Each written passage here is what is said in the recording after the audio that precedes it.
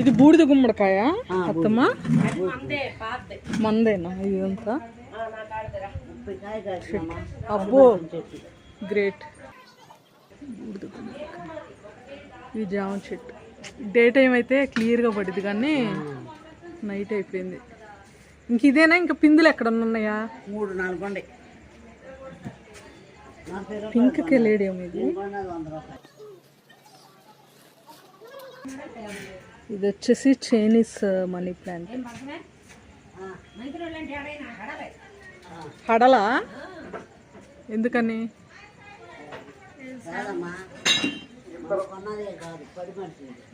ఏది బూడిద గుమ్మడికాయ?